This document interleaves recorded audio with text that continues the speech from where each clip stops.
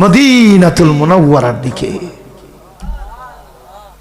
শেষ করে ফেলবো 2-4 মিনিটে। পুরা মদিনায় আলোলদের জোয়ার উঠে গেছে। ওই দে মুজাহিদের দল পুরা আফ্রিকা মহাদেশে ইসলামের পতাকা উঠে আসছে।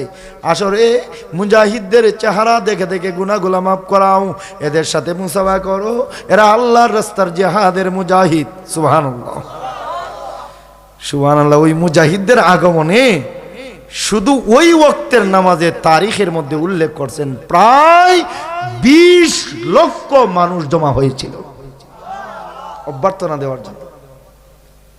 এখন সুন্দর ইরাতো দেওয়া হয়েছে আমিরুল মুজাহিদিন জেহাদের আমিরে আইনা মুসলিম খলিফাতুল মুমিনিনের কাছে হস্তান্তর করছেন। এটা আমানত। জামাই ভাই না? সুবহানাল্লাহ বলবেন না?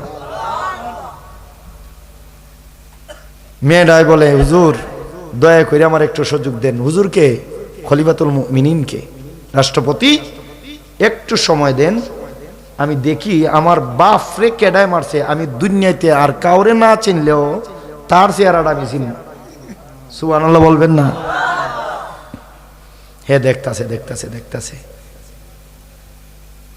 একটা যুবক এইরকম পিলারের, মদিনার মসজিদের পিলারের পিছনে মাথা নিচু করে বসে আছে। হযরত উসমান বললেন, এই ইবনে জুবাইর, মাথা উঠাও। মাথা উঠাইছেন। কি হইছে? যুদ্ধের ময়দানে আহত হইছো? না। মেয়েরা তো বাপের খুনি রে খুঁজে। সুবহানাল্লাহ বলবেন না?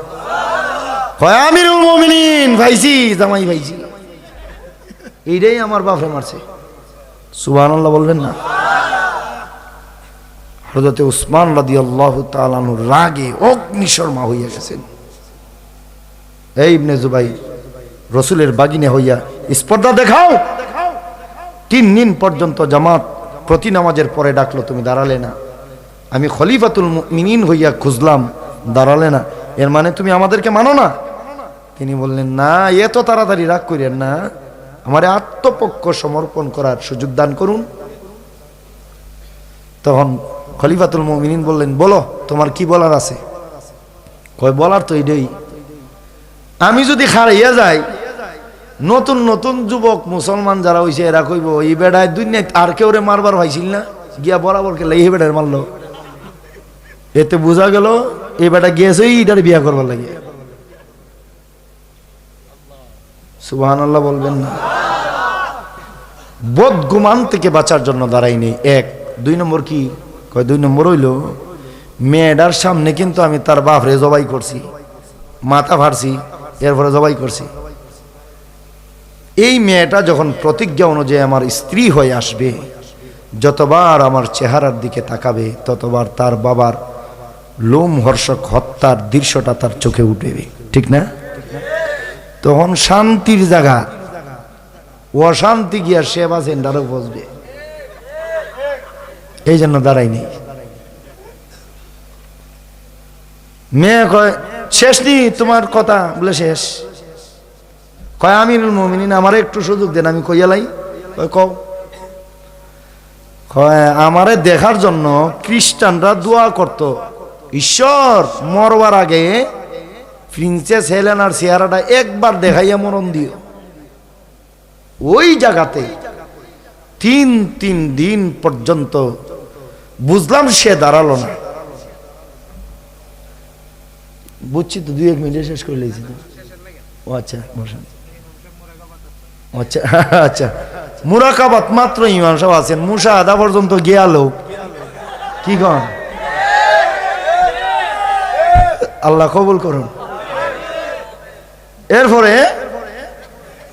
সে বলে 3 দিন পর্যন্ত সবাই তো যুবক, সবাই, আরে কোন না সবাই, যেখানে আমার চেহারা দেখবার লাগে আল্লাহর কাছে আরজি জানাই তো ঈশ্বরের কাছে, ওইখানে মুসলমান যুবকরা দাঁড়াইল না। এতে বোঝা যায় মুসলমান সোনারগাঁয়ের যুবকদের মতো সচ্চরিত্রবান যুবক আল্লাহর জমিনে হইতে পারে না।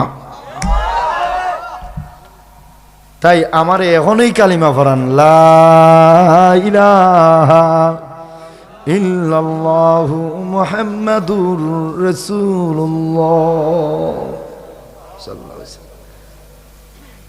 আফ্রিকি দুলহান নামক গ্রন্থের মধ্যে উল্লেখ করছেন, মেয়েডারে প্রতিদিন খালি সাজাইতো এমন বিউটিশিয়ান মহিলা তার দায়িত্বে ছিল 40 জন। কি বুঝেন, যেই বেডিটারে 40 জন বিউটি পার্লারের মেয়েরা সাজায়, কি বুঝেন দশাটা হইতে পারে? কয়েক। 2 নম্বরে, হে আমিরুল মুমিনিন, যেই যুবক ইসলামের সবচাইতে বড় দুশমন, আল্লাহ এবং তার রাসূলের দুশমন, পৃথিবীর বড় অপরাধী, আমার বাবা জারজিরকে খতম করেছে, আমি ওই যুবকের কাছে বিয়ে বসতে চাই। হাসরের ময়দানে আমি রাসূলের দরবারে এইভাবে দাঁড়াবো, আমার স্বামী হলো বিশ্ববীর মুজাহিদ। আমি আমার স্বামীরে জ্বালাইব না, শুধু ভালোবাসা দিব। সুবহানাল্লাহ বলবেন না? এই চুনারঘাটের যুবকরা, আল্লাহর জন্য যদি দাঁড়ায় যাও, মদিনার যুবকদের জন্য যেইভাবে সুন্দরী মেয়ে ছিল, এখন কি সুন্দরী মেয়ে নাই? সুন্দরী মেয়ে কে কে চাই? ইয়া আল্লাহ, কে কে চাই দেখি? মাত্র একজনে? মাত্র একজনে? আপনারা চান না? কে কে চান হাত উঠান। বুঝছি, বাকিদের 2 নাম্বারই আছে। কি খাইছে? ধরা খাইছে।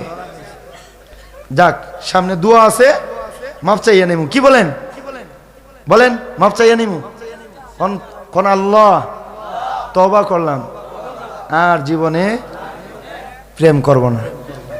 বিয়ের আগে মামাই সবাই দিয়ে কর না, বলেন বিয়ের আগে আর প্রেম ভালোবাসা করব না, বিয়ের পরে সব শেষ করব।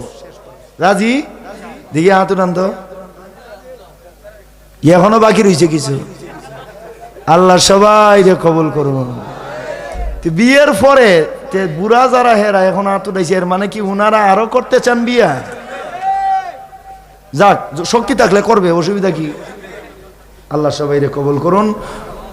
ধন্যবাদ যুবক ভাইদেরকে এবং কর্তৃপক্ষ, হ্যাঁ, সভাপতি, সেক্রেটারি সহ যারা আছেন সবাইকে ধন্যবাদ জানাই। ওয়া আখির দাওয়ানা আনিল হামদুলিল্লাহি রাব্বিল আলামিন। আসসালামু আলাইকুম ওয়া রাহমাতুল্লাহি ওয়া বারাকাতুহু। ও দোয়া তো আগে হইছে।